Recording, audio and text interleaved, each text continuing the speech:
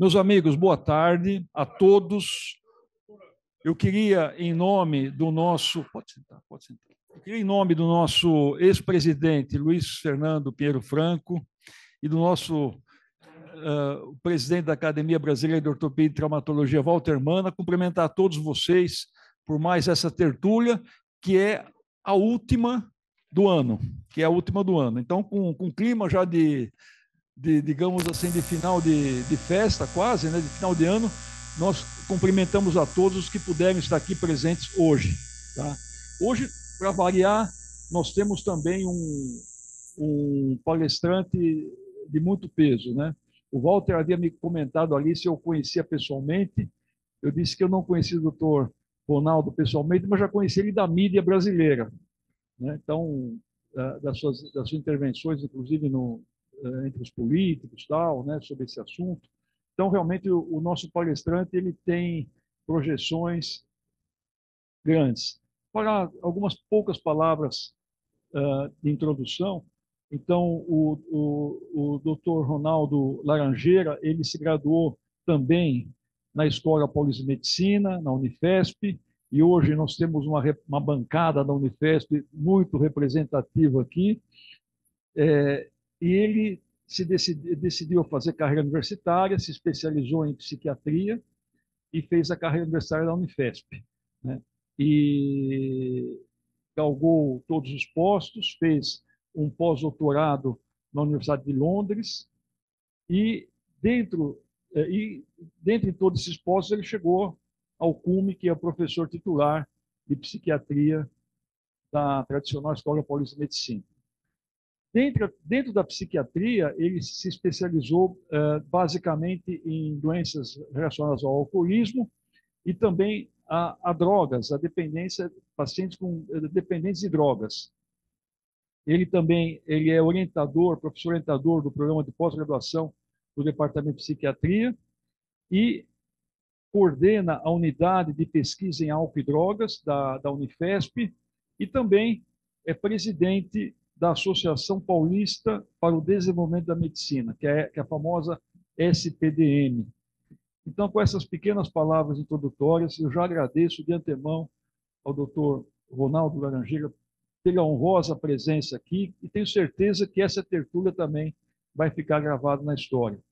Como todos sabemos, essas tertúlias são híbridas, nós temos também telespectadores à distância, elas são gravadas e eu peço que depois aqueles que quiserem fazer algum comentário, alguma pergunta, que façam bem próximo do microfone, que é para que fique gravado no vídeo. Porque eu assisto todas as tertúlias depois e a gente percebe que aqueles que não falam próximo do microfone não se entende no vídeo depois. Então eu passo a palavra ao Dr. Ronaldo Laranjeira, que vai à frente e inicia a sua apresentação. Em primeiro lugar, bom dia a todos. Gostaria de agradecer muito essa oportunidade, esse convite honroso para mim estar aqui na Academia de Medicina de São Paulo. Realmente é um ponto máximo na minha carreira, né, como professor de medicina da Escola Paulista de Medicina, professor de psiquiatria. E talvez dar um resumo de um assunto tão importante, né? Minha carreira toda, né, desde a época de aluno, eu devo muito à época de aluno, trabalhar com a professora Jandira Mazur, professor Carline, os dois de grande impacto nessa área aqui no Brasil. Então, eu vejo aqui como uma continuidade dos 91 anos da Escola Paulista de Medicina, que a gente tanto honra, e continuidade também da própria SPDM, que é o braço assistencial da Escola Paulista de Medicina. Eu deixei até para os membros da academia uma publicação recente da rede de cuidados em psiquiatria da SPDM, que é a maior rede acadêmico-assistencial na área de psiquiatria. É com muita honra que eu faço parte de todos esses serviços, que para o estado de São Paulo, onde a maioria desses serviços estão localizados, uma grande honra mesmo para o Estado de São Paulo ter essa rede de serviços em psiquiatria. Eu, né, da minha carreira, eu faço parte desse lado híbrido. Eu sou psiquiatra, mas tenho muito interesse no impacto do uso de substâncias na saúde mental. Essa que o que às vezes tem que justificar, numa plateia tão qualificada como essa de hoje, eu tenho que tentar dar. Por que eu. Não porque, mas ao longo dos anos eu comecei, ainda permaneço minha carreira em álcool, fiz meu doutorado em Londres no conceito de dependência do álcool, mas, obviamente, o álcool permanece um problema de saúde pública de primeira monta, né? Mais recentemente, nós tivemos agora aí o jogo, né? As bets, que está transformando a sociedade brasileira. A gente tem uma ideia, 30% do dinheiro que iria para o varejo agora no final do ano, esse clima que a gente está aqui, está indo, ao invés de para comprar as coisas que se compram nos finais de ano, está indo para comprar ou para pagar dívida de jogo.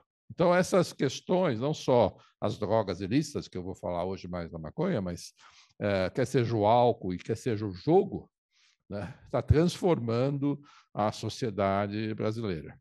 Então, é por isso que precisa de uma especialidade, precisa de pessoas com conhecimentos técnicos, né, que possam orientar, proteger a sociedade brasileira, quer seja do álcool, quer seja do jogo patológico, e especialmente aqui no caso da maconha, que há muito tempo, né, a gente, na nossa geração aqui da maioria das pessoas, a gente estava acostumado com um tipo de maconha que tinha um impacto pequeno na sociedade brasileira. O argumento que eu vou fazer nessa minha apresentação hoje aqui vai ser que esse impacto é bem maior do que nós, na nossa geração, estávamos acostumados a observar, né? Então, por isso que eu achei que melhor dar o título da palestra, né, A Maconha no Século XXI, que é bem diferente da maconha do século XX que nós, na nossa geração, vimos, né? Então, vou falar sobre a psiquiatria da maconha, sobre as prescrições de maconha que estão sendo feitas, falar um pouco do mercado e dar uma mensagem final, né? O que é importante é que o uso da maconha, né, ele produz sintomas mentais, não só de intoxicação, mas esse estudo já bem sedimentado vai produzir pensamento lentificado, dificuldade de concentração, dificuldades escolares, depressão no último ano, ideação suicídia, comportamentos antissociais e violência. Nem todos esses sintomas a gente associa com o uso da maconha, mas as evidências científicas mostram que a maconha está relacionada com esse tipo de sintomatologia, principalmente em jovens e adolescentes, né? O que eu costumo enfatizar em relação à maconha é o que a gente chama de dano cognitivo. Muitos dos adolescentes e jovens que a gente tem acesso, eles tendem a falar, a maconha natural não faz mal. Quantos de nós já não escutou essa conversa, né? Mas a maconha produz prejuízo de memória substancial, principalmente naquilo que a gente chama função executiva, que é a capacidade de pensar e executar uma coisa após a outra. É uma função fundamental para o rendimento nosso. Mesmo no coeficiente de inteligência, você perde 7 pontos da inteligência. Vai falar, 7 pontos, qual é o problema? O problema é assim, a inteligência, o QI normal é 100. Se você tiver um QI de 150, sei lá, se perder 7 pontos, não tem significado muito, né? Mas se você tiver um QI de 90, a média do QI no brasileiro é mais para baixo do que 90.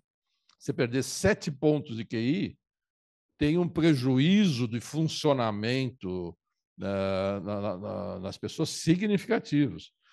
A atenção também fica prejudicada, a capacidade de decisão, e tem até danos estruturais no cérebro devido ao uso da maconha. Então, assim, nós estamos longe daquele discurso que a gente vê dos usuários e dos jovens, de uma maneira geral, que maconha é natural e não faz mal. Infelizmente, né? Eu não, nesses 40, semana passada eu fiz 43 anos de formado, né?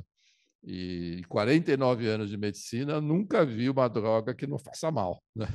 Eu gostaria que existisse isso para a gente poder indicar, né? Mas a maconha, para mim, esse é um dos principais aspectos da maconha, o dano cognitivo, que começa sutil, é só, às vezes, um prejuízo de educacional ou a dificuldade de trabalho, de estudo, mas que contribui, né, para aquilo que a gente chama hoje em dia de nem-nem, né, aquela população que nem trabalha e nem estuda.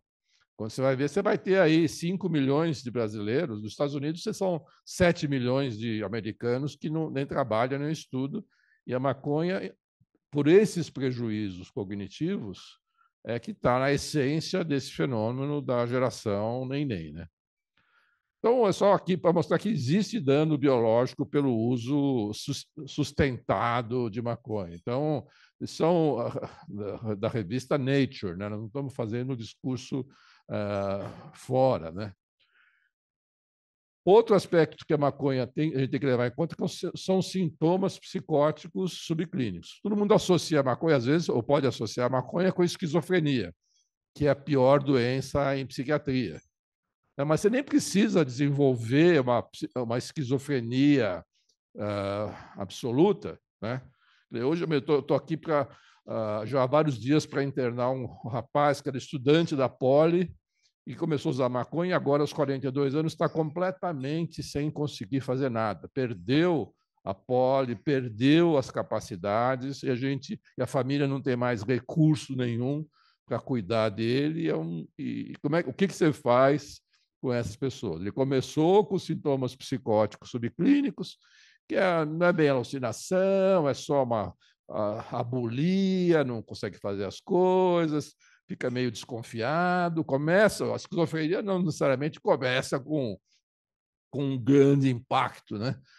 Mas começa com esses sintomas psicóticos subclínicos, que pode evoluir ou não para a esquizofrenia, mas esses sintomas psicóticos subclínicos já tá no nível da incapacitação. É aquele usuário de maconha que fica abúlico, fica sem iniciativa e tem ideias distorcidas, né?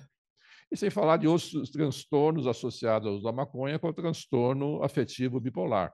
Então, na essência, né, da saúde mental, principalmente de jovens, no Brasil e no mundo, né, nos Estados Unidos, na Inglaterra, tive a oportunidade de conversar semana passada com um colega que está trabalhando como psiquiatra em Londres há 40 anos, que esse é o maior problema. Às vezes as pessoas fazem surtos psicóticos, né? E a gente pode falar, 1 a 2% da população que vai ter surto psicótico. Então, e são pessoas que vão ficar incapacitadas o resto da vida, né? 1, 2% é bastante gente, né?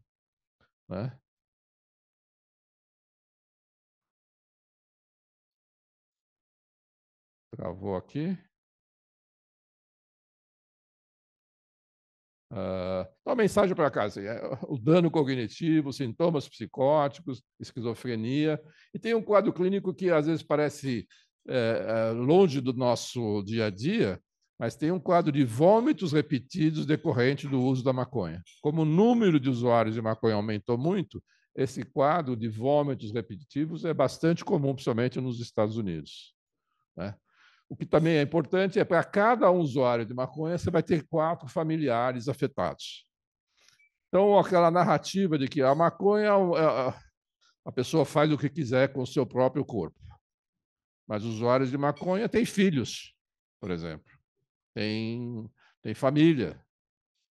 E quando você vai falar com as famílias, os familiares de usuários de maconha, não consegue trabalhar, não consegue acabar a faculdade, não consegue estudar, não consegue fazer a coisa. Tem filhos, ou 1, 2 filhos, que não conseguem cuidar e passa para os avós, né, cuidarem dessas crianças. Então, eu sempre respondo que o comportamento é individual, mas o impacto é familiar. né? Então, nessa narrativa do comportamento individual, mesmo as pessoas que mais defendem os direitos individuais, desde que não afete os outros. E no caso de usuários de drogas de uma maneira geral, ou álcool também, vai afetar a família. E no caso da família, porque o Estado, o sistema de saúde, não vai acolher, né, essas pessoas, infelizmente. Aquele exemplo que eu estava dando, do que ex-estudante da Poli, que a família esgotou os recursos por anos e anos de doença mental, e quem vai acolher não vai ser o Sistema Único de Saúde, que nem tem recursos para isso, né? Então, vou falar outro aspecto assim, que a gente vê, às vezes, principalmente na mídia, ou vê as prescrições de derivados da maconha, o que, para mim, é uma aberração. Não existe maconha medicinal, né? Os derivados da maconha, quer seja o THC, quer seja o CBD, o canabidiol, né, não tem evidência, né? O professor Carlini, na Escola Paulista de Medicina, estudava o canabidiol há mais de 40 anos. Eu, como aluno, participei de estudos com o canabidiol. Tem grupos muito sérios lá na USP de Ribeirão que fazem estudos, mas estamos longe de ter uma indicação em psiquiatria, né, para essas maconhas medicinal. Mas quando você vê na mídia, ou vê alguns colegas médicos, né, falando, não, a maconha medicinal vai ser bom para autismo, para Alzheimer, para todo tipo de coisa. Não tem evidência para isso. A única condição que você tem uma evidência, que foi a atitude do Conselho Federal de Medicina, da Associação Brasileira de Psiquiatria, da Associação Americana de Psiquiatria, do próprio FDA nos Estados Unidos, que alguns casos raros de epilepsia refratária em criança, que você poderia ter um uso compassivo do canabidiol. Essa é a exceção que ninguém do meio médico se discute. Todo o resto é oportunismo, né? Do meu modo de ver, né? Porque já foi todos os estudos, né, sobre dor crônica. Eu vou passar muito rapidamente. A última revisão, de poucos meses atrás, do British Medical Journal, mostra que as evidências são muito... A dor crônica, artigo publicado no Lancet, quem usa derivados da maconha para dor crônica vai acabar tendo mais dor, uma dor de maior intensidade, e não vai diminuir a dor, né? Então, esse último artigo do... como é que volta aqui agora? Do British Medical Journal, foi a maior revisão, aqui, acho que do ano passado, mostra também que não tem tem mais efeitos deletérios do uso chamado terapêutico dos derivados da maconha do que realmente um uso médico, né? Então, o que está acontecendo é um mercado desregulado, né? As pessoas aqui no Brasil, mesmo que a Anvisa colocando algumas restrições, mas o mercado os derivados da maconha caiu no mercado de fitoterápicos, que você precisa de prescrição, mas não precisa, virou um mercado completamente desregulado, né? E isso sem evidência de pesquisa para que a gente possa fazer isso. Mas um grupo substancial de médicos está insistindo nisso quando as evidências são muito restritas, né, de um remédio, né? Eu vejo semelhança do uso da maconha com os anabólicos esteroides. Nós estamos tendo uma epidemia de prescrição de testosterona e anabólicos esteroides sem evidência nenhuma. Nós estamos tornando aí uma geração que vai na academia e que compra anabólico esteroide, testosterona, como se fosse um cafezinho mais forte, né? Então, a maconha e os anabólicos esteroides, eu nem vou falar tanto dos anabólicos, mas você tem vários sintomas psiquiátricos, né, com o uso de anabólicos esteroides, né? Por exemplo, alteração do humor, irritabilidade, agressão, tristeza, ansiedade. Você tem várias pessoas que você vê meio bombadas né, na política, no sistema jurídico. Você vai ver as pessoas bombadas que vai ter alteração mental pelo uso de anabólicos e esteroides. Então, nós, como médicos, temos que ficar atento a esse tipo de coisa, né? Você vê, né? O mercado está tão desregulado que isso aqui é uma fotografia dos Estados Unidos de uma loja que vende legalmente maconha. Parece uma loja da Apple, né?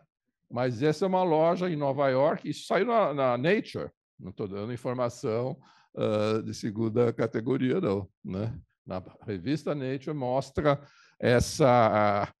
como está se desenvolvendo o mercado de maconha nos Estados Unidos, né? E a experiência americana, que muita gente defende, mas lá está acontecendo que 44% da população americana está usando maconha. Entre os jovens, é 25% uso diário, né?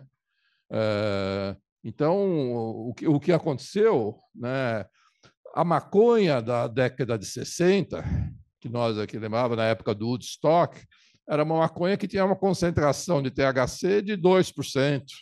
Era uma maconha muito fraca. Atualmente, a concentração de maconha está chegando à porta de 15%, 20%. Então, a maconha mais forte, por exemplo, é o skunk, né? Que é o skunk e tem 20% de THC. É uma outra droga. É que nem uma coisa você tomar uma dose de vinho, de champanhe, meia taça de champanhe, e você tomar meio litro de uísque, né? Esse é o tamanho da diferença, e isso vai ter um impacto biológico substancial. Então, por isso que a gente não via muita dependência de maconha na década de 60, 70, a gente não via porque a maconha que se usava era maconha relativamente fraca. E pela tecnologia, hoje as maconhas, se você vai ver as pessoas jovens, elas estão usando skunk ou haxixe, que tem uma concentração de 15%, 20%. É completamente diferente, né, daquela cigarrinho de maconha da nossa época, né? Então, vai produzir mais danos. Mas aqui eu vou mostrar fotos de produtos que estão presentes nos Estados Unidos. Por exemplo, tem cigarros de maconha, tem Nutella, por exemplo, que tem quantidades de maconha substancial, né? 100, 200% de cada colherada de Nutella, né? Porque o chocolate ele vai especialmente bem na absorção da maconha. Você tem são produtos reais, não é fabricado, não é fake news, não, são produtos reais que estão sendo vendidos nos Estados Unidos, por exemplo. Então, tem tido vários casos de intoxicação de crianças que pegam uma bala dessa que tem uma concentração de maconha substancial, né? Você tem energéticos de maconha, você tem chocolates de maconha. E aqui, que eu acho que é o mais importante e que eu queria destacar, que é o cigarro eletrônico de maconha. Isso já existia há alguns anos, eu lembro de estar chamando a atenção por isso já faz vários anos, né? Mas agora aqui no Brasil é você comprar um cigarro eletrônico como o vaping, como esses cigarros que tem para nicotina, e ao invés de colocar nicotina, você colocar maconha. Então, esse é o grande problema, porque vai ter uma concentração de THC próximo de 100%. O impacto biológico dessas pessoas é completamente diferente. Esse aqui não tem cheiro, porque se alguém acendeu um cigarro de maconha no prédio, a gente vai sentir o cheiro da maconha. Com o cigarro eletrônico, ele poderia estar aqui como se fosse, né, um cigarro, um vape normal, né? Então, isso vai ser, com certeza, para mim, a da próxima fronteira, né? Porque isso aqui custa R$300, né? Não é que a pessoa pode comprar isso e pode comprar pela Amazon, né? E aí só colocar os novos cartridge, né? Então, do meu modo de ver, a gente vai ver ainda muito dano nessa geração dos nossos filhos, nossos netos, nossos sobrinhos, por esse produto aqui, né? Lógico que, tentando terminar, lógico que a maconha também está se transformando, tem as chamadas drogas K, fundamentalmente, que é uma maconha sintética mais poderosa. Nós temos aqui, por essa plateia tão sofisticada, nós temos que saber que isso está acontecendo, e acontecendo no último ano e meio. Né? O Hub, que fica aqui ali na Cracolândia, um serviço coordenado pelo Dr. Quirino Cordeiro, já começou a ver que tinha lá umas pessoas que usuários da Cracolândia, que usavam maconha, um tipo de maconha que tinha um efeito completamente diferente. E vários casos de mortalidade em relação a essa maconha sintética. Porque as pessoas argumentavam que a maconha, ninguém morria de overdose de maconha, não pela maconha sintética. E é isso que a gente está vendo no nosso dia a dia aqui. Não vou falar tanto da... Então, você vê, na Cracolândia, quase 38% das pessoas que estão lá na Cracolândia estão usando essa maconha sintética, que tem um alto risco e são pessoas poliusuárias. E nós temos visto, não é um nem dois casos de morte, são vários casos de mortes relacionados a essa maconha sintética, né?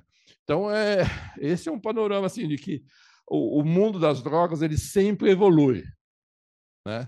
No caso da maconha, ele estava evoluindo com uma rapidez enorme, quer seja pelo cigarro eletrônico, quer seja por essa maconha sintética.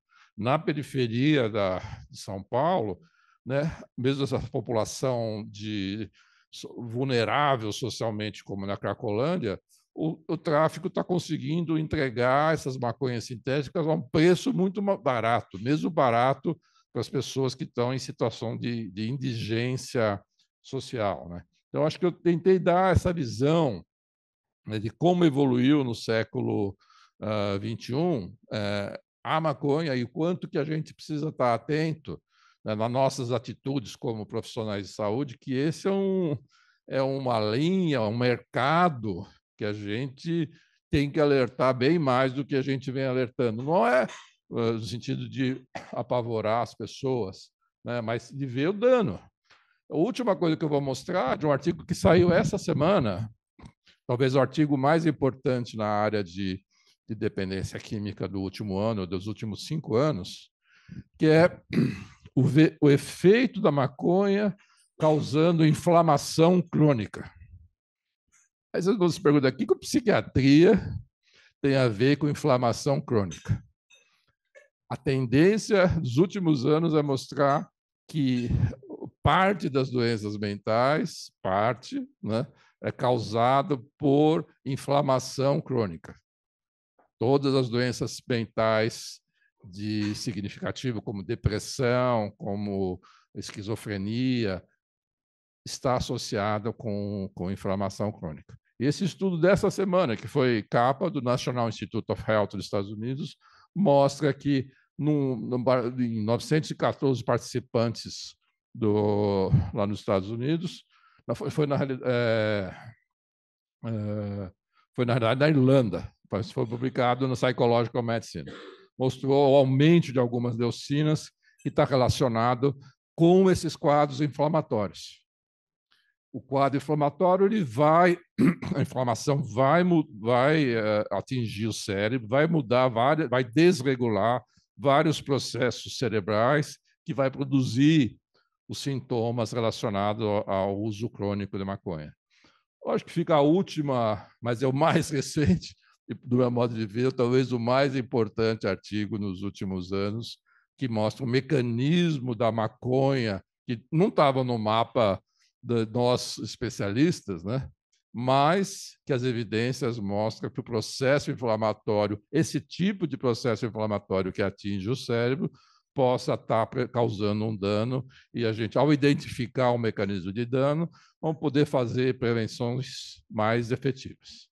Muito obrigado aí pela atenção. Muito obrigado, doutor Ronaldo Laranjeira, pela sua objetiva e densa apresentação. Por favor, sente-se aqui à direita.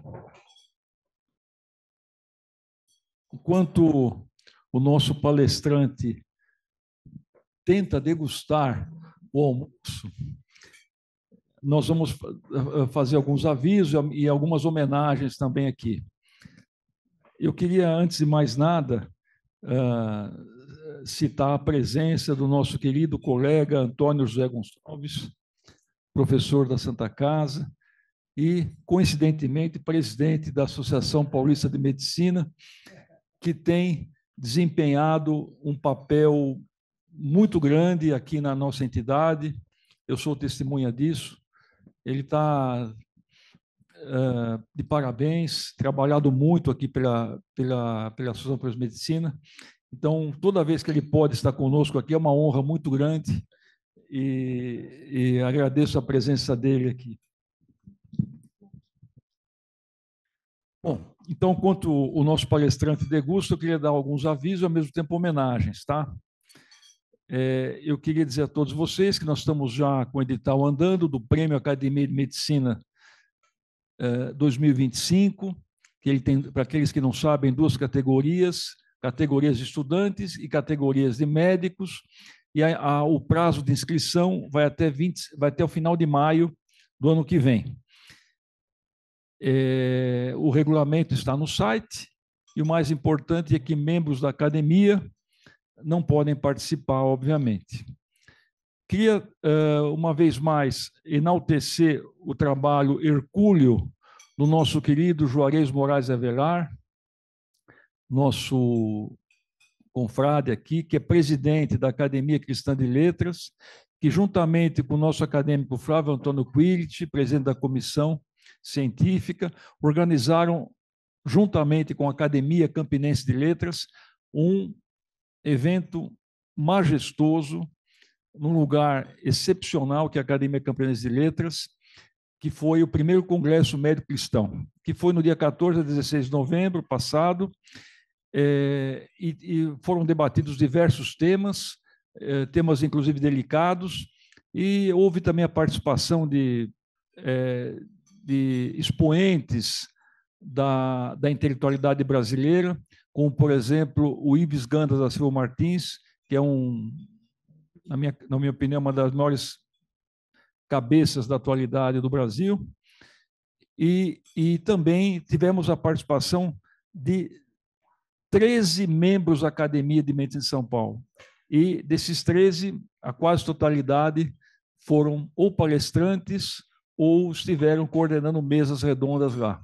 Então, lá esteve o Pompeu, o João Francisco, que aqui se encontra, o Guido Palomba, o Raul Marino, o Luiz Fernando Pinheiro Franco, o José Luiz Gomes do Amaral, o Líbio Martiri Júnior, o Mário Santoro, que aqui se encontra, o Flávio Constantino, que aqui se encontra, o Clóvis Constantino, que aqui se encontra, o José Carlos Machado e eu. Então, parabéns por essa organização a você, Juarez, ao Quilit, foi realmente brilhante. O nosso acadêmico Mário Antônio Santoro, que aqui se encontra, ele foi o presidente do 11º Simpósio Científico Internacional do CEJAM, que é o Centro de Estudos e Pesquisas Dr. João Amorim. Esse simpósio, que teve participantes e palestrantes de Portugal, Espanha, Ilhas Canárias, Canadá e Estados Unidos, reuniu poucas pessoas, em torno de 3.000 pessoas. Então, realmente, parabéns. Ele foi também híbrido, ele teve participantes presenciais e participantes à distância, e aqui em São Paulo ele se desenvolveu no auditório da Uninove, no Memorial da América Latina. Eu queria também, com muita alegria e em homenagem aos membros da nossa academia e também da Unifesp, dizer para vocês que o nosso acadêmico imortal, José Carlos Prates, que foi professor de anatomia da Unifesp, foi vice-presidente dessa Academia de Medicina na gestão do Dr. Baratella, a qual também participei. Ele recebeu uma homenagem póstuma no 30º Congresso Brasileiro de Anatomia, que se ocorreu no mês passado. o nosso acadêmico João Sampaio de Almeida Prado, para variar também, ele foi palestrante no 22º Congresso Internacional de Política Judiciária. Ele também está sempre presente em congressos, em palestras da área dele, que é medicina forense e medicina legal. Queria também dizer que no mês passado houve um evento, um congresso da Sociedade Brasileira de Ortopedia e Traumatologia. Dentro desse evento, houve uma sessão da Academia Brasileira de Ortopedia e Traumatologia, que o doutor Walter Mana preside, e dentro dessa sessão, eu queria enaltecer que o nosso confrade recém-possado Eduardo Barros Puertas também tomou posse como membro titular da Academia Brasileira de Ortopedia e Traumatologia. Parabéns, Eduardo, por mais esse feito aí. No mês passado também, o nosso acadêmico que recentemente tomou posse na nossa academia como membro honorário do Rio de Janeiro, que é o Dr. Antônio Rodrigues Braga Neto, professor de obstetrícia, uma das maiores autoridades em moléstia e datiforme no Brasil.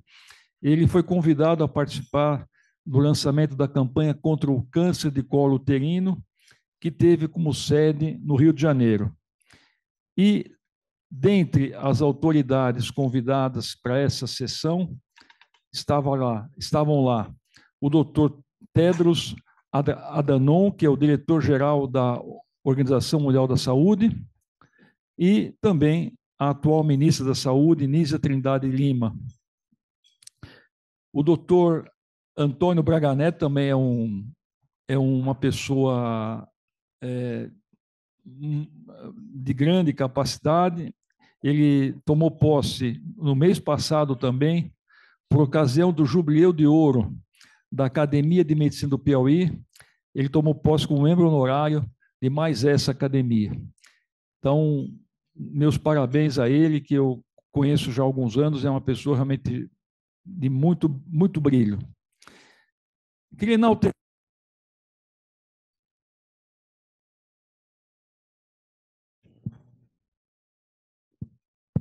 Queria também, com muita alegria, vejam que eu estou divulgando feitos dos acadêmicos para dizer o que é academia. Academia são os seus membros, né? Se os seus membros são ativos, dinâmicos, a academia também o é, né? Então, com isso eu quero enaltecer as pessoas e também, indiretamente, a nossa academia.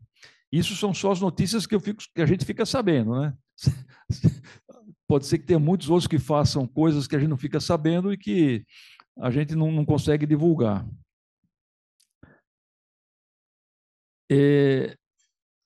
A nossa confreira Heloísa Dutra de Oliveira Bonfá, que é membro também da Academia Nacional de Medicina e que é atual diretora da Faculdade de Medicina da USP, ela foi agraciada com o título de Master of Rheumatology do American College of Rheumatology. Isso foi no mês passado, e ela recebeu essa honraria em Washington. Então, também, ela é uma mulher brilhante e merece os nossos maiores elogios. O nosso acadêmico, aliás, os nossos acadêmicos, um deles que aqui se encontra, que é o Clóvis Francisco Constantino, está aqui, e o outro que está em férias, que é o nosso membro da diretoria, que é o Paulo Manuel Pego Fernandes. Eles participaram no mês passado também de uma live promovida aqui pela Casa, pela Associação Paulista de Medicina, sobre influência do clima na saúde. Parabéns a ambos também. Queria salientar que ainda no mês passado houve a realização do 3º Congresso Nacional do Fórum Nacional do Poder Judiciário da Saúde. Esse evento, que é conhecido como FONAJUS, que é promovido pelo Conselho Nacional de Justiça, Ele foi feito em parceria com o Hospital das Clínicas, da Faculdade da USP, e lá reuniram magistrados, representantes dos setores da saúde pública suplementar, e também tivemos a presença, a participação de dois nossos acadêmicos, que são o próprio o Paulo Manuel Pego Fernandes, que é professor titular da USP de cirurgia torácica, e também vice-diretor da faculdade, e o nosso confrade Giovanni Guido Cerri.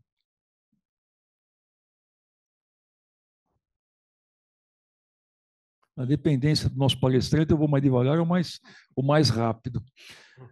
Bom, eu também queria participar de todos vocês, que eu tive a alegria de integrar o Conselho Consultivo da Sociedade Brasileira de Médicos Escritores para o biênio 2025-2026, e nós fomos eleitos, e para mim foi uma honra muito grande, porque eu tive a oportunidade e a honra de presidir essa entidade ainda no final do milênio passado. Para aqueles que desejarem, nós temos aí fora o boletim Asclepio, que é da Academia de Medicina de São Paulo, podem levá-lo e distribuir para quem vocês quiserem também. Queria muito agradecer uma vez mais o nosso confrade Walter Manuel Bertoni, publicamente. Ele foi o organizador do nosso almoço de confraternização de final de ano. E esse ano, nós, para aqueles que não sabem, a reunião foi no restaurante Liló, foi no sábado, último sábado do mês passado, e foi um ambiente muito agradável, aqueles que puderam participar sentiram esse ambiente muito gostoso, muito agradável, uma comida farta e diversificada, muito gostoso. Então, obrigado, Walter, pela organização, e obrigado a todos aqueles que puderam estar presentes, porque realmente foi muito legal, foi muito bacana, e que os próximos anos sejam assim também, cada vez mais. Bom, estou terminando, pessoal. Eu queria também dizer que nossos dois confrades, que hoje não se encontram aqui, mas pelo menos um deles está sempre presente, que é o Antônio Carlos Lima Pompeu e o Sidney Glina, organizaram um simpósio dos 30 anos de residência da Faculdade de Medicina do ABC. E esse simpósio foi exatamente no dia da nossa confraternização. Por isso que eles não puderam estar lá presentes. Eu já sabia disso, por isso que eles não puderam estar presentes lá. E eu não sei, para aqueles que não são da área, né, que é da minha área, que é a urologia, a Faculdade de Medicina do ABC, ela tem se tornado de projeção nacional, do ponto de vista de urologia. Isso eu posso dizer, testemunhar, porque pelo menos os últimos 4 professores titulares que lá se encontram, todos vieram do HC. E todos vieram com aquela vontade de fazer a faculdade crescer. Desses 4 professores últimos de lá do ABC, 3 deles são da nossa academia, que é o Dr. Milton Borrelli, que é o próprio Antônio Carlos Lima Pompeu, e agora, sucedendo o Pompeu na titularidade lá, tem o nosso confrade Sidney Glina, que tomou posse recentemente aqui na nossa Academia de Medicina. Então, eu queria também parabenizá-los por tornar a Faculdade de Medicina do ABC extremamente conhecida e respeitada no cenário nacional, particularmente na minha área, que é de urologia. E para terminar, pessoal, eu queria lembrar mais uma vez, ponho na agenda, a festa não é minha, a festa não é da diretoria, a festa é da academia. E quem que é a academia? São os seus membros. Seus membros e convidados que queiram estar presentes. No dia 7 de março do ano próximo, vai cair numa sexta-feira, faremos duas comemorações. Estaremos comemorando 130 anos. 130 anos de vida, a mais antiga instituição médica do estado de São Paulo. Então, nós teremos um simpósio na Faculdade de Direito da USP, que é aqui do Largo São Francisco, e para aqueles que já me escutaram umas 600 vezes, mas eu vou falar para aqueles que não escutaram ainda. Por que vai ser lá? Porque foi lá que começou a academia. Na época não tinha nada em São Paulo, tinham 60 mil pessoas na cidade de São Paulo, só tinha a Faculdade de Direito. Foi lá que o Barão de Ramalho, que era o diretor da faculdade, cedeu para a diretoria, liderada pelo Luiz Pereira Barreto, o primeiro presidente, a que a entidade fosse lá fundada. Fundada não, já tinha sido fundada no dia 7, e lá no dia 15, que também foi uma sexta-feira, foi instalada a academia, ou seja, tomou posse solenemente os 40 membros e a diretoria e o Luiz Pereira Barreto como presidente da primeira diretoria. Então, faremos lá um simpósio que vai mais ou menos, vai das 9 até uma meia-dia, uma da tarde. Esse simpósio, estão todos convidados, não é só membros da academia, estudantes, profissionais de qualquer área. Ele vai ser voltado um pouco para a medicina, um pouco para o direito. Já temos a programação, inclusive no site da academia. É necessário que todos que vão participar desse simpósio se inscrevam. Essa inscrição é gratuita, ela é feita online, e a partir dessa semana, aliás, já está até no site também o link para se inscrever. Mas essa semana a Monielle vai acabar divulgando mais ainda esse evento. Então, a gente pede que haja inscrição por um motivo muito simples, para que nós possamos dimensionar o número de pessoas que vão participar. Porque, na dependência do número de pessoas que vão participar, o professor Celso Campilongo, que é o atual diretor, vai direcionar um lugar específico. Então, estão convidados advogados, estudantes de direito, estudantes de medicina, familiares, interessados, enfim, todo mundo. Quem quiser participar, poderá participar. O evento é gratuito. A gente pede que os acadêmicos estejam lá com as insígnias da academia, que é a Pellegrini e a medalha acadêmica, porque vai ser realmente uma sessão como nunca houve antes. 130 anos, estaremos lá homenageando os nossos precursores, como Carlos Comenali, o Luiz Pereira Barreto, enfim, tantos outros que deixaram o nome na medicina. O Claro Homem de Mello, que é da psiquiatria, que foi membro fundador também, e Arnaldo Vieira de Carvalho, que hoje dá nome à rua, à avenida e tantas outras coisas. Então, vai ser um momento muito sublime para todos nós.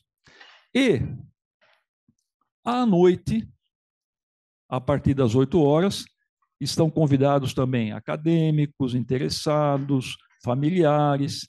Faremos um jantar de gala no Clube Paulistano. Quem está organizando esse jantar é o nosso confrade Juarez Moraes Avelar. Obviamente, esse jantar vai ser por adesão. Nós vamos divulgar em breve a adesão, e ele vai ser um pouco mais caro do que, mas não muito mais, vai ser um pouco mais caro do que foi a adesão do Liló. Mas vale a pena, porque também vai ser uma solenidade única, e que a gente roga que todos, pelo menos os acadêmicos e familiares, participem, porque é um evento que vai ficar para a história. Tanto num evento quanto no outro, faremos a foto para a posteridade, como sempre temos feito aqui.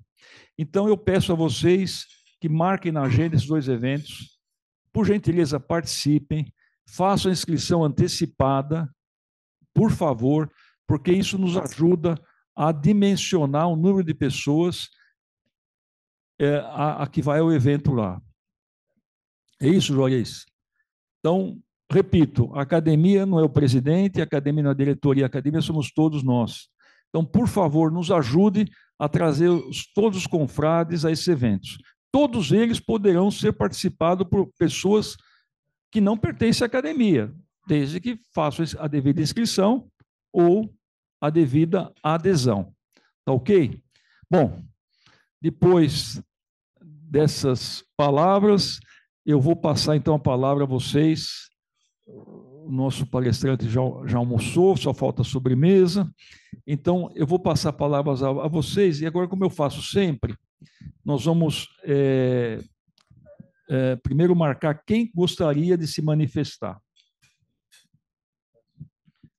Levantem a mão. Então, a reunião passada, se eu não me engano, começamos pela esquerda, né? Vamos começar agora aqui pela direita. Então, vamos lá. Juarez, Sônia, Luiz Fernando, o Mário também levantou, Mário, Constantino, desculpa, seu nome? Alana. Alana, bastante gente, hein? Pessoal, nós temos que sair daqui às 2, hein? Alguém mais da ala da direita? Não. Agora, a Marilene. Então, aqui, só aqui dessa ala direita já tem 7. Da ala da esquerda, alguém gostaria? Rui? Mais alguém da ala da esquerda? Claro que, pelo amor de Deus. Quem mais? Alguém mais? Não. Então, tá ok. Então, eu vou pedir que cada um se manifeste. Eu rogo, mais uma vez, que sejamos breves na manifestação, para que eu vou pedir... Vou pedir para o professor Ronaldo fazer as suas anotações.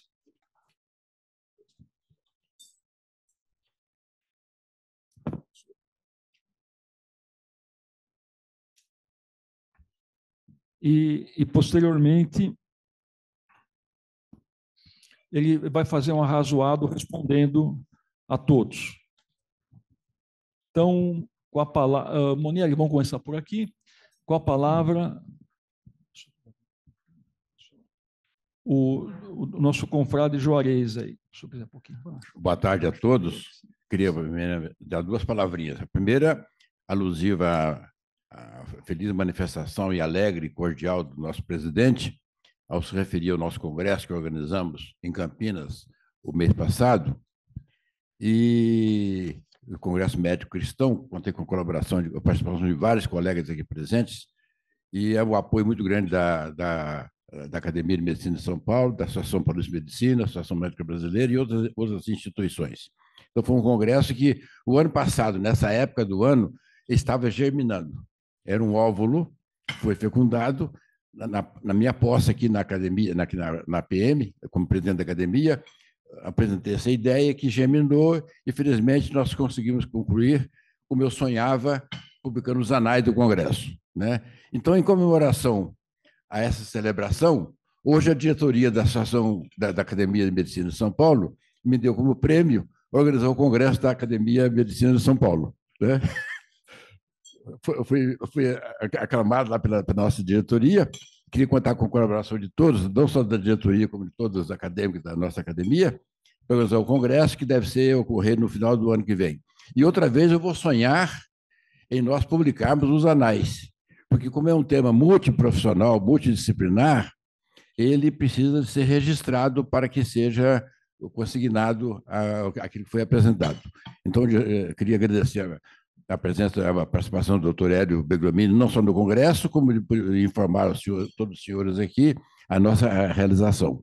E a segunda palavra é dirigida ao nosso professor Ronaldo Laranjeiras, que nos deu uma belíssima conferência, fez uma apresentação maravilhosa, objetiva, e que me chamou a atenção dois aspectos, porque é um problema social dos mais graves e atuais que vem desafiando várias gerações, né? Eu hoje, por coincidência, também estou completando 56 anos de formado. Eu me formei dia 11 de dezembro de 1968, no Rio de Janeiro, né? Eu escolhi São Paulo como decisão minha para trabalhar. Graças a Deus, foi uma decisão certa. Estou muito feliz aqui. E, naquela época, professor, eu trabalhei durante 5 anos no Hospital de Psiquiatria, lá no Rio de Janeiro, chamava Sanatório da Tijuca, que não existe mais, infelizmente. Então, eu era acadêmico, trabalhei naquele hospital, e eu já comecei a sentir, naquela época, o terrível problema social que o senhor mencionou muito bem. Então, o que o senhor falou que hoje é um retrato daquilo que eu vivenciei há 58 anos atrás. Eu estava na faculdade ainda. Então, o senhor nos trouxe uma apresentação muito interessante, muito palpitante e, ao mesmo tempo, desafiadora.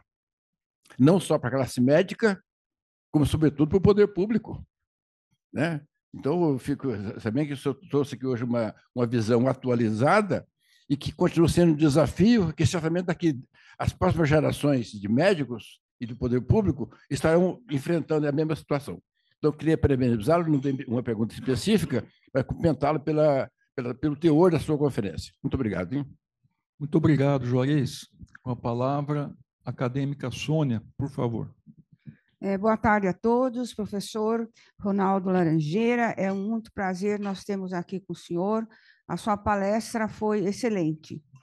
O senhor falou vários tópicos de muita importância, né?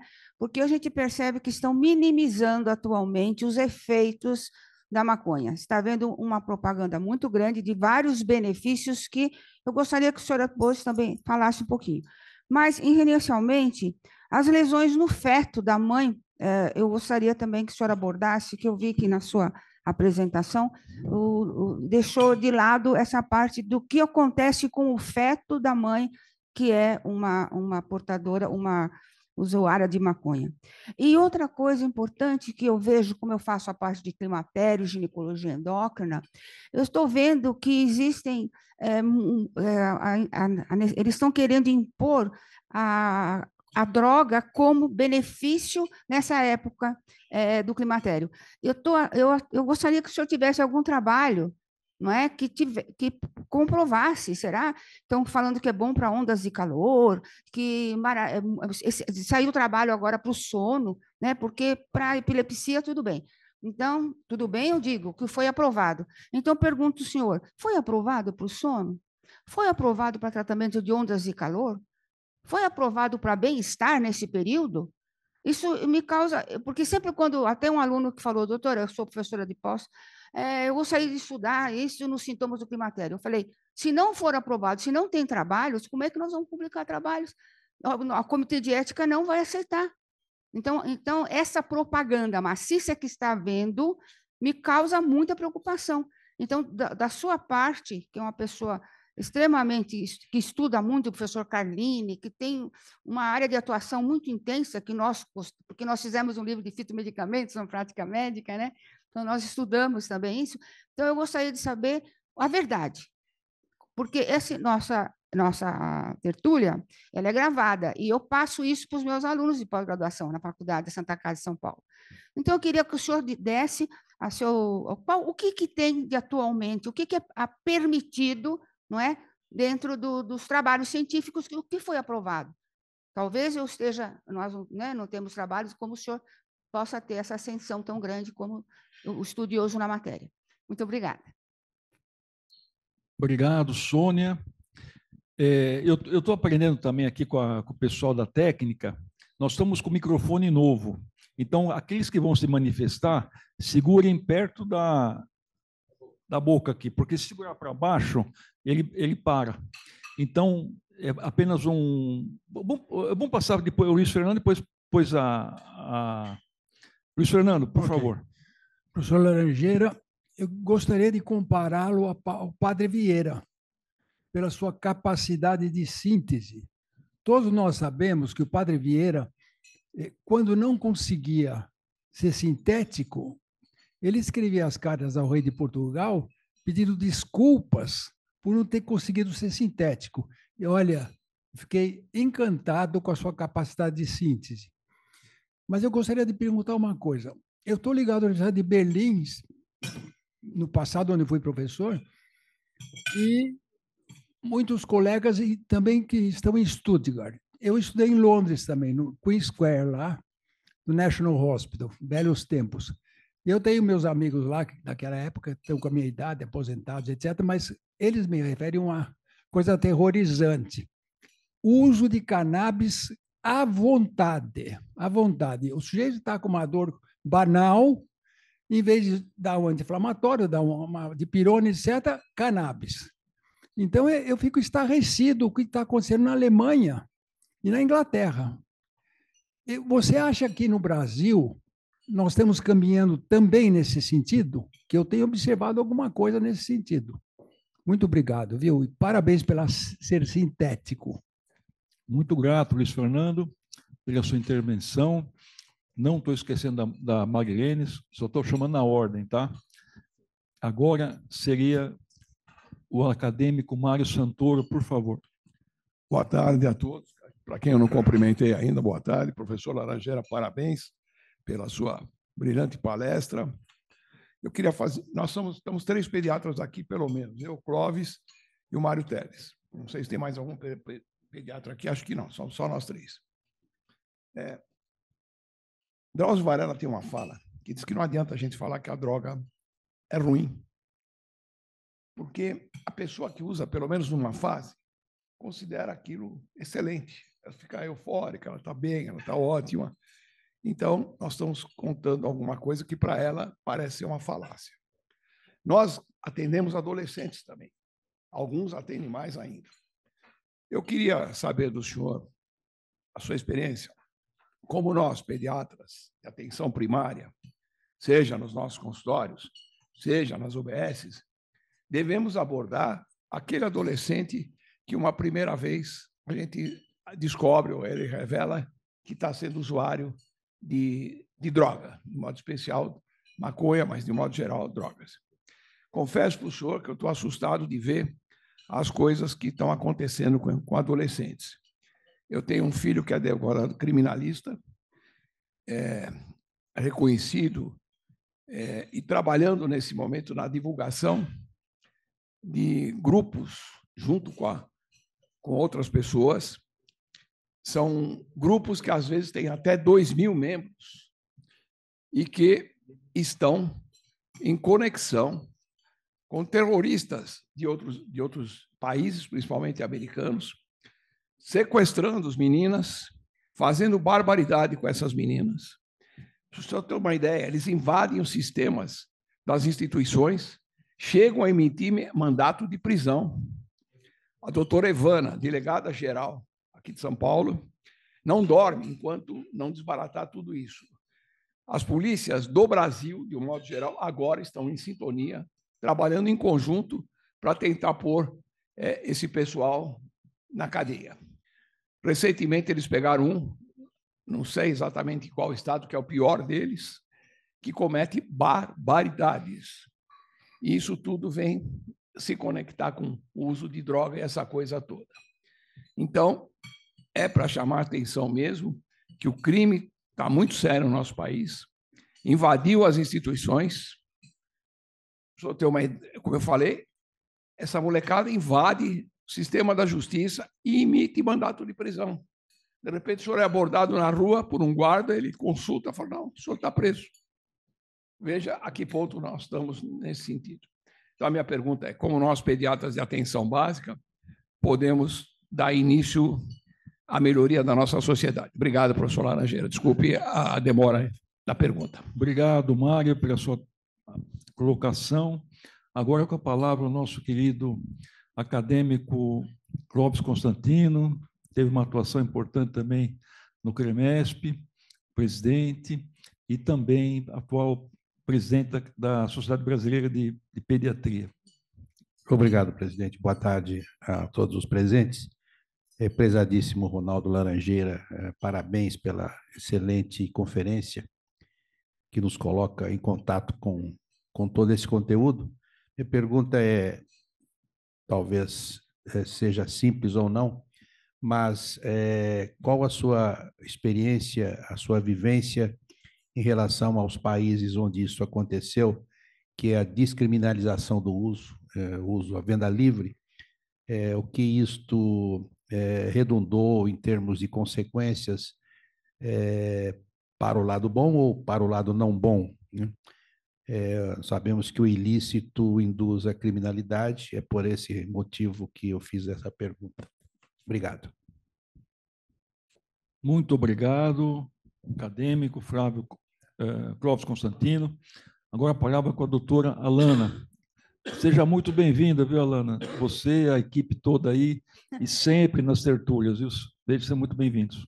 Muito obrigada. Eu sou a Alana Damasceno de Lima, eu sou atual vice-presidente da Confraria Nacional de Direito Médico e da Saúde. É um prazer estar aqui hoje com vocês. Doutor Ronaldo, eu gostaria de fazer uma pergunta. O doutor apresentou ali a questão do uso de maconha associado com esquizofrenia. E quando a gente vai para a área criminal, né, nós temos muitas internações por causa da esquizofrenia, né? Principalmente em questões de crime às alegações de incapacidade. E aí a gente tem o Conselho Nacional de Justiça na luta antimanicomial. E eu gostaria de ouvir a opinião do doutor sobre a questão da luta antimanicomial nesse sentido. Muito obrigada. Obrigado, doutora Alana, pela presença, seja muito bem-vinda.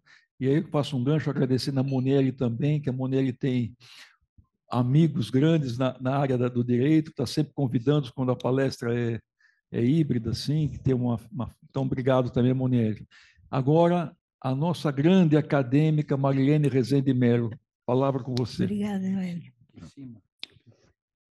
Queria dar os parabéns para o doutor Ronaldo Laranjeira pela excelente palestra, normalmente dois slides. Um que fala do cigarro com os jovens, e isso nos preocupa muito. E o outro que eu achei muito importante, que é como afeta as famílias. Que a gente geralmente pensa no paciente e esquece da família, como ela é atingida. Obrigada. Obrigado, Marilene. Você está sempre presente, sempre atuante. Muito grato por a sua pergunta e sua colocação. Eu passo agora a palavra ao acadêmico Rui Teles, que faça seus comentários. Professor, parabéns pela sua palestra. E eu queria, assim, isso é minha realmente estranheza. Eu nasci em São Paulo, mas passei a infância no interior de São Paulo e parte da adolescência. Voltei para São Paulo para fazer o colegial em 62. Nunca eu vi, até hoje, com 80 anos, alguém fumando, nunca vi cheiro de maconha, nunca vi nada disso. Fiz a faculdade de medicina na USP, nunca vi nada. Continuei como médico a vida toda no Hospital das Clínicas, nunca vi nada. E, como eu sou pediatra, mas fiz administração, fiquei 10 anos na administração da psiquiatria do Hospital das Clínicas, porque o Valentim Gentil é meu colega de turma, fiquei com ele lá. E é um trabalho monumental seu e dele contra tudo isso, e de nada valeu. Agora, eu fiquei espantado, o senhor falou que de 40% dos americanos utilizam maconha, que eu nunca vi na vida. E com o trabalho de vocês, pela Escola Paulista de Medicina, pela Faculdade de Medicina da USP, nada adiantou. Realmente é uma coisa surpreendente para mim. Queria lançar isso para o senhor. Obrigado, Rui, pela sua intervenção. Ia passar a palavra à doutora Nise Yamaguchi. Antes de mais nada, essas tertúlias são abertas. Obviamente, a gente pede uma inscrição prévia para dimensionar o número de pessoas. Então, seja muito bem-vinda hoje e sempre, viu, Nise? Seja muito bem-vinda. Muito obrigada. Eu realmente não consegui chegar na hora, mas eu vim por causa do tema e da pessoa, né? Eu acho que o Dr. Ronaldo é um ícone nessa área, ele tem feito da sua vida a tarefa de levar o conhecimento. E realmente, fazendo minhas as palavras da doutora da área jurídica, eu fico pensando o que São Paulo, enquanto cidade, precisaria de infraestrutura para enfrentar melhor a situação, não só atual, como a que está por vir, que é, eventualmente, um uso mais indiscriminado, ou a autorização, a liberalização. Então, se o senhor tivesse alguma possibilidade, o senhor acha que deveria ter um hospital onde as pessoas ficassem internadas para poderem realmente resolver essa questão? Haveria necessidade de mais unidades psiquiátricas de atendimento, mais conscientização? O que o senhor, como além de professor na área científica, como gestor público que é também, pela SPDM, o que o senhor imaginaria ser necessário para se resolver isso, né, ou melhorar? Muito obrigada. Obrigado, doutora Anísia Yamaguchi, pela sua intervenção. Bom, essas eram as pessoas que ficaram de falar. Então, agora o professor Ronaldo Laranjeira tem aí mais uns 12, 13 minutos para fazer suas conclusões. E eu queria, antes de mais nada, dizer que eu até estou com inveja dele aqui, porque eu vejo a letra dele, eu fico com inveja, porque a minha letra nem eu mesmo entendo. E a dele está maravilhosa. Parabéns aí. É um prazer e agradeço a presença de todos aqui, as perguntas instigantes, né? Eu acho assim que, começando pela pergunta da doutora Sônia, né, quer dizer, eu tentei, infelizmente o tempo era curto, né, mas saiu essa revisão recente do British Medical Journal, que fez uma meta-análise de todos os estudos para ver qual é a indicação dos derivados da maconha em medicina, e chegou mais à conclusão, a revisão está lá, qualquer um pode ver, nossos alunos podem ver, eu estimulo as pessoas a lerem, e quando você vai ver os dados, não tem indicação. O climatério, às vezes as pessoas vai para climatério, vai para demência, vai para sono, vai para dor. Quando o estudo do Lancet, que eu também passei rapidinho, mas mostra que aumenta a sensação dolorosa, né? Então, no fundo, o uso médico, entre aspas, da maconha é uma molécula em busca de uma solução, busca de uma doença, né? Porque o mercado, a maior indústria de produção de derivados da maconha é uma indústria canadense, que o mercado canadense e o mercado americano meio que saturou e está tentando transformarmos num novo mercado, que é o que está acontecendo, né? Então, esses médicos jovens e desinformados querem, às vezes, estar na chamada crista da onda de prescrever um remédio fácil e milagroso, uma panaceia, o que, na história da medicina, né, é uma honra estar presente numa instituição de 130 anos, que não cai em modismo, né? E eu acho que essa é a mensagem que a gente, numa instituição como essa, que a gente não pode cair em modismo, de achar que a maconha vai servir para uma doença complexa, como climatério, como demência, ou como autismo, ou que qualquer dessas doenças que estão querendo dar, exceto pelo uso compassivo da epilepsia grave em criança, mas uso compassivo, né, que é a posição do Conselho Federal de Medicina e do próprio FDA nos Estados Unidos. O resto é tentativas de criar-se um mercado, ou às vezes o próprio colega médico querendo dar. Eu já vi darem derivados de maconha para casos absurdos. Assim, casos absurdos, e a pessoa às vezes não acompanha o impacto que vai surgir, né? Mas a minha resposta, assim, eu tenho nos meus slides, vão estar presentes aí. Eu acho que para os nossos alunos a gente tem que dar. Leia essa revisão do British Medical, não precisa ler mais nada, né? Meu modo de ver. E nem precisa acreditar nas minhas palavras. Eu sou um grande. Eu não, né, por 40 anos, né, vendo isso, eu não consigo ver que esse é um detalhe. né? Eu vejo todos os dias o impacto nos adolescentes graves e vendo vidas sendo destruídas, famílias sendo destruídas, então não posso achar que isso aí é só mais uma substância que não é, né? Então, e quem quiser realmente fazer um estudo decente, pode fazer, né? Vai levar anos, né? E tem chance de dar, quero ver se ele vai publicar os dados negativos, né? Que é o que essa revisão do British Medical Journal fala. Os dados das publicações é bem desfavorável ao uso da maconha. Essa panaceia é realmente uma arapuca que nós, médicos mais no outono das nossas vidas, né, não podemos cair nisso, né? O doutor Luiz Fernando, é um prazer enorme de você mencionar o Padre Vieira. Assim, eu sou um grande leitor do Padre Vieira. Assim, eu tive uma formação de literatura portuguesa e do Padre Vieira li todos os sermões do Padre. Acho que não. O autismo é uma doença complexa, né? Tem duas coisas em relação ao autismo, né? Acho que a psiquiatria, né, ampliou muito o conceito de autismo, né? O transtorno do espectro do autismo, né?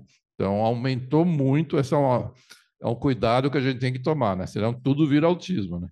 Mas os casos de autismo grave requer um desafio, né? Você tem um tipo de terapia, né, chamada ABA, que é um tipo de terapia, mas não tem medicação para o autismo, a não ser que tenha, além do autismo, algum outro transtorno mental, né? Então, nós temos que tomar cuidado, porque, né, aumentou muitos casos de autismo, por um lado, mas porque o conceito de autismo se ampliou, né? O transtorno do espectro do autismo virou, né?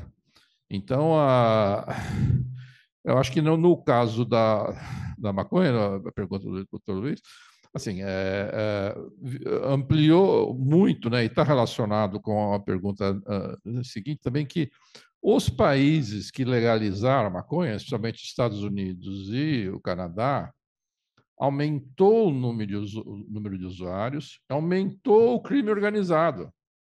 O grande argumento aqui no Brasil que se discutiu, eu participo desse debate há décadas, né? Que vale a pena legalizar porque vai diminuir o crime.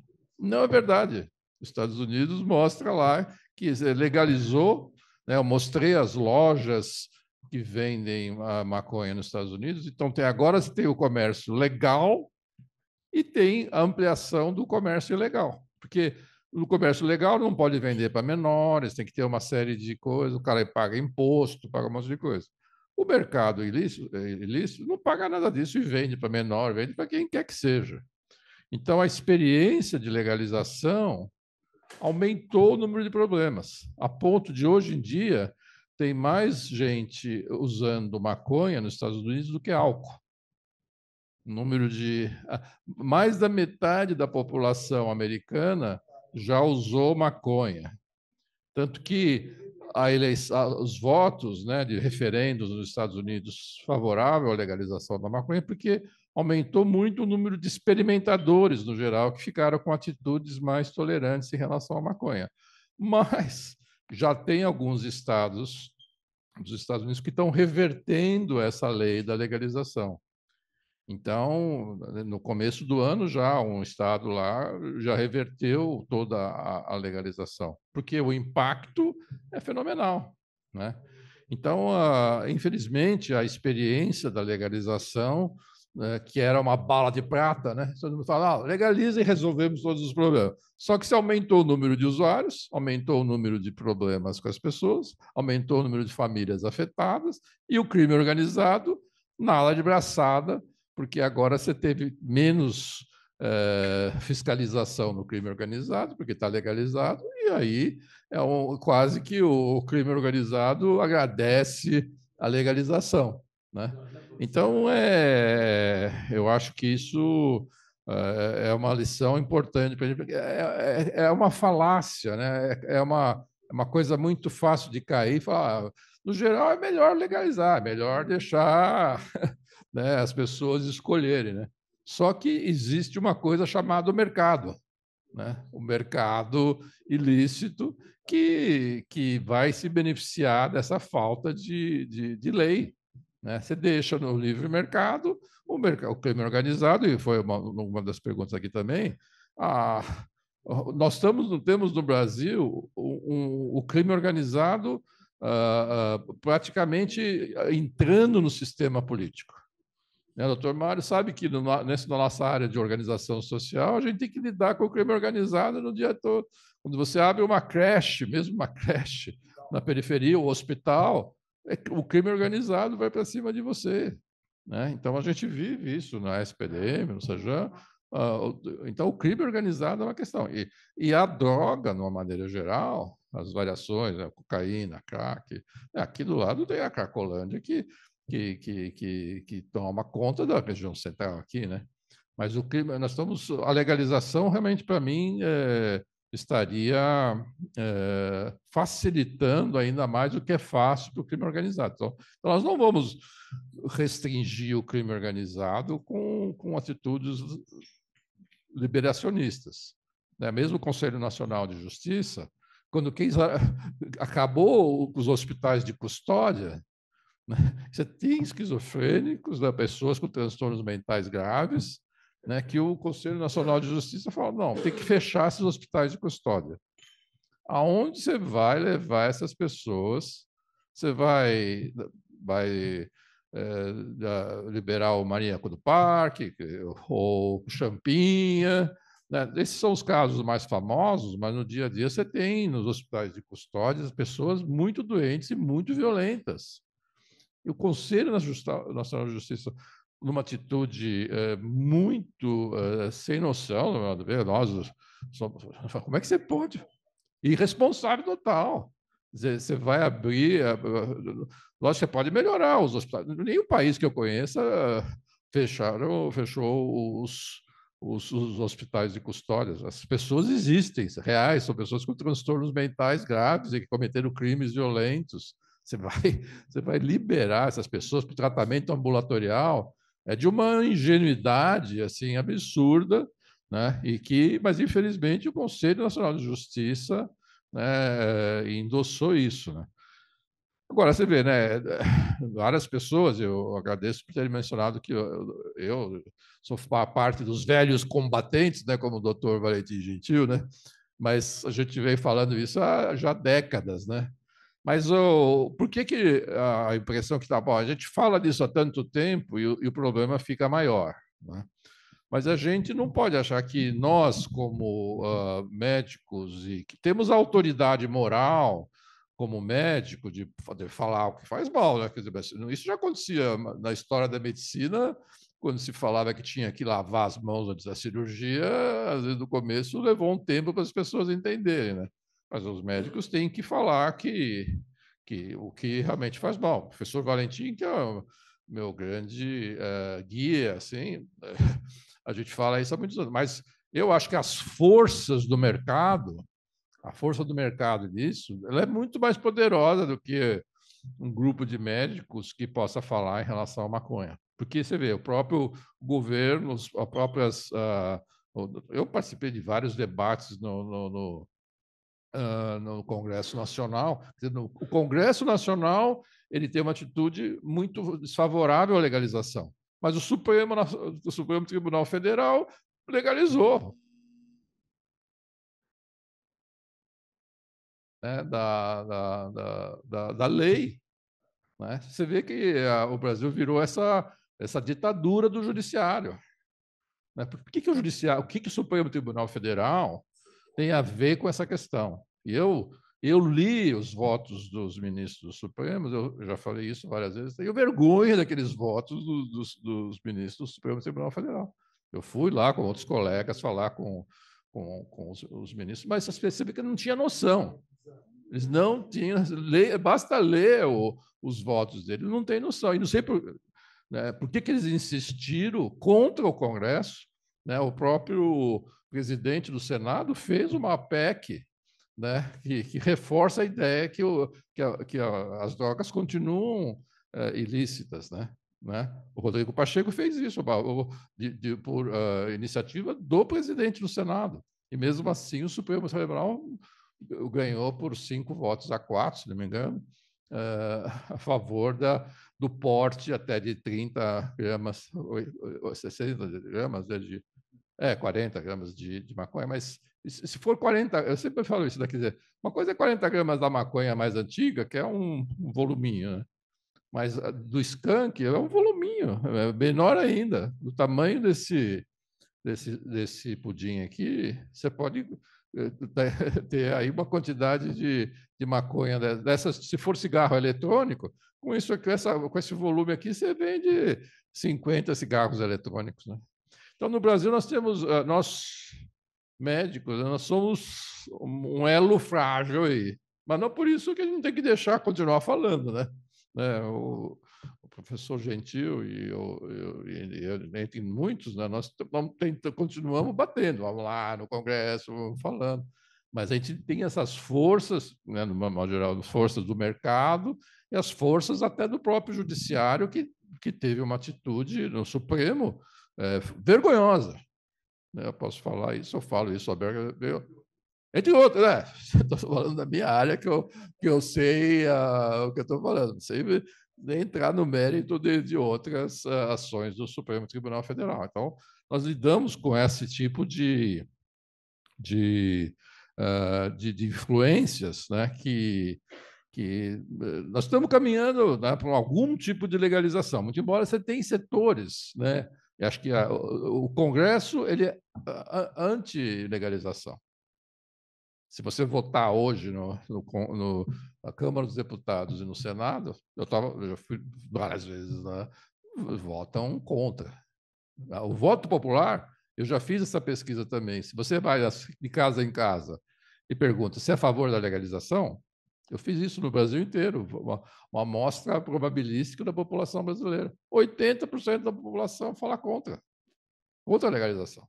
Mesmo a Folha de São Paulo, né, que é a favor da legalização, mas quando eles vão lá e fazem o Datafolha, mostra que até os jovens são contra a legalização. Então, a população é contra, mas os grupos ativistas, inclusive o próprio Supremo Tribunal Federal, vai moldando a nossa vida, né? Infelizmente, vai moldando a nossa próxima geração de filhos e netos, né?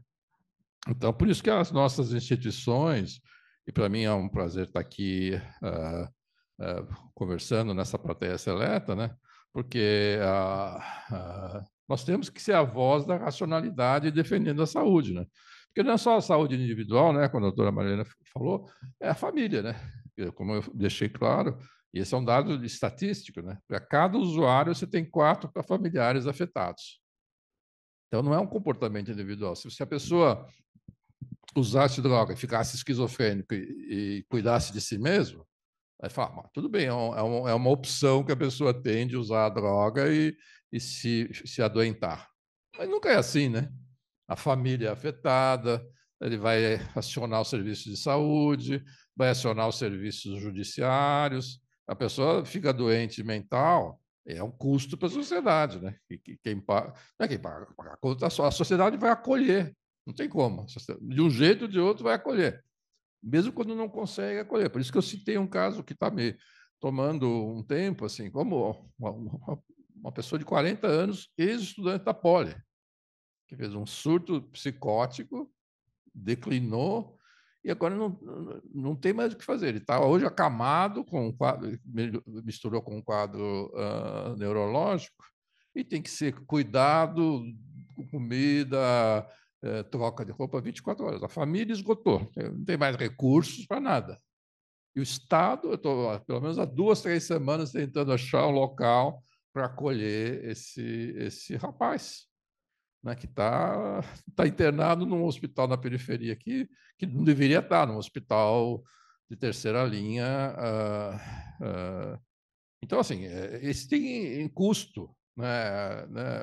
O Rui, talvez você tenha a sorte de não ter encontrado muito desses casos aí, mas eu só vejo isso, né? Os custos sociais, né? Que a gente tem que...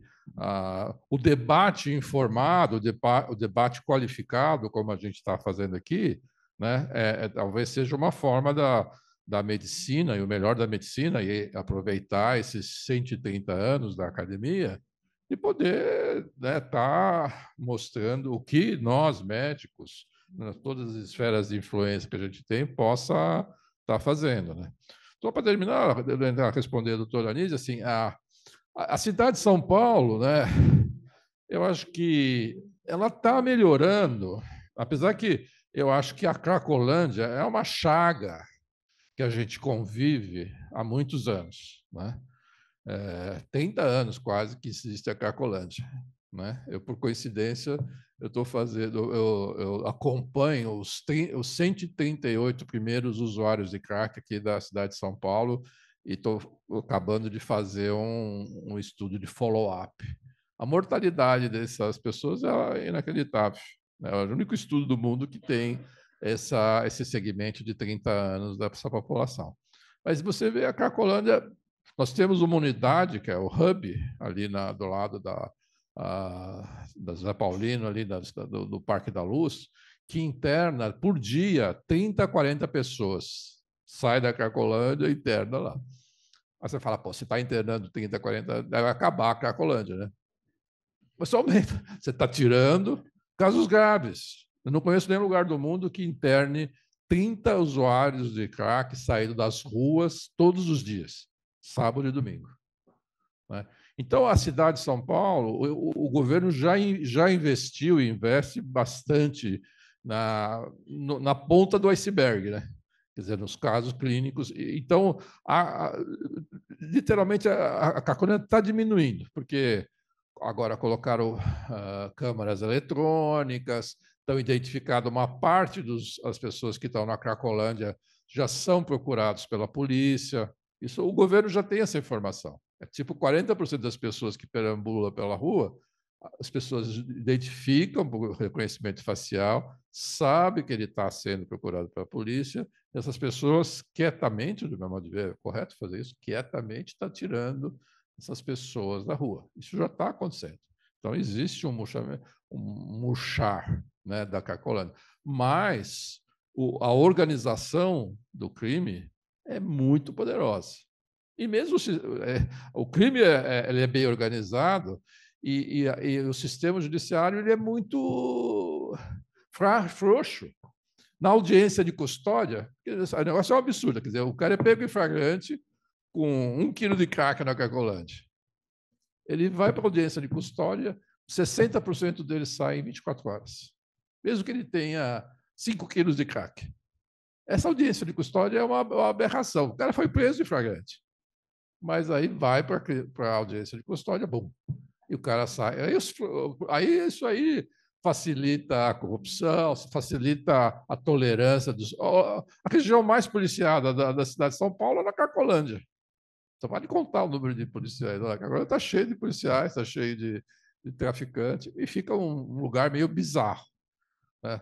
Mas, tentando responder, para terminar, eu acho assim que, lógico que nós temos que tirar os anjos caídos, né? Quer dizer, né? Os caras que estão muito doentes, mas a gente teria que ter uma política mais consistente, que a gente não tem, mesmo no estado de São Paulo, que é um estado sofisticado. Já começou, teve lá atrás, tinha, né, o começo do programa Recomeço, que começou lá no próprio governo Serra, depois do Alckmin, tinha lá uma política mais, mas isso foi caindo. Hoje eu posso falar que não tem uma política estadual e nem uma política municipal. Tem essas ações, né, mas são ações, mas porque não vai fazer diferença, né? Eu defendia, o que precisaria fazer? Precisa fazer o trabalho mais com as famílias, né, de reforço familiar, né, de orientação familiar, tem que começar aí, né? Tem que o reforço do núcleo, da formação das pessoas, né? Você tem que se juntar com as escolas de uma forma mais vigorosa, você tem que ter uma fiscalização dos bairros, você não pode tolerar as cenas de uso aberta, que a gente chama. Cracolândia, para mim, o nome bonito disso é cenas de uso aberta. Você não pode tolerar. A sociedade democrática, nenhum país democrático vai tolerar essas centenas de pessoas perambulando pela rua e vendendo crack, quer seja aqui na Cracolândia, ou as outras dezenas que existem na periferia de São Paulo. Diariamente, 24 horas. Então, se a gente não criar aí uma política de intolerância a essa cena, pelo menos as cenas de uso aberta, não pode ser tolerado. Mesmo as experiências que teve lá na Alemanha ou na Áustria, né, o Parque das Agulhas, né, que tinha lá, que deixaram tolerar, aumentou o número de mortes, incrível, né? Então, eu acho assim, que você tem que ter uma certa intolerância, principalmente ao uso público. Isso teria que ser uma política. Isso não tolera. Acho que você não vai conseguir controlar se a pessoa usa dentro da casa dela, sei lá. Isso é mais difícil de se fazer. Mas as cenas de uso aberto teria que ser combatida de uma forma mais vigorosa. E a família sentir da nossa parte, quer seja da saúde, quer seja dos medicina, dos médicos, e, por exemplo, os pediatras, eles têm um papel fundamental nisso aí, né, de sinalizar. Eu acho que, até aí eu discordo com o doutor Drauzio Varela, eu concordo com ele com um monte de coisas, né, mas às vezes fica uma frase que não adianta falar que a droga faz mal. Eu acho que adianta. O cigarro, né, a doutora Anísia sabe bem disso, né? O cigarro, quantos anos nós falamos que o cigarro fazia mal? Né, mas houve uma diminuição do número de fumantes, levou 50 anos. Né? Mas a gente não, como é que a gente, com medicina, poderia falar que o cigarro não fazia mal? Anos, gerações de médicos falando desde a década de 60 que o cigarro fazia mal. E nós, na nossa geração, eu devo falar que maconha faz mal. Entendeu? Um adolescente fala, não, um pouquinho de maconha não vai fazer mal. Quem garante? Eu não gostaria que o meu filho, nem meu neto, começasse a usar maconha na adolescência. Eu vou falar para ele, não, tudo bem, eu não faria. Não gostaria, né, ninguém da minha família, não gosto para minha família e não gostaria para ninguém mais. Né? Então, eu acho que essa atitude, pode não ser, às vezes essa atitude não é muito popular em alguns ciclos. Aí eu vivo isso. Às vezes eu falo essas coisas e tem gente que não gosta, né? Me detona nas redes sociais, algumas redes sociais. Mas não pode esquecer que 80% das famílias são contra a legalização. Então, é popular, eu não sou popular, talvez na Folha de São Paulo, com os jornalistas. Jornalista, eu falo muito com jornalistas. Né? Os caras são todos favoráveis à legalização. Então, eles vêm falar comigo porque eles sabem que eu sou o caretão de plantão. Né? Eu sei que eles já têm uma história que eles querem falar e vão ouvir o contraponto lá só porque o editor quer que tenha lá um caretão para falar. Mas tudo bem, eu vou fazendo a minha parte. Né? Mas eu não espero ter me cedido muito aí, mas...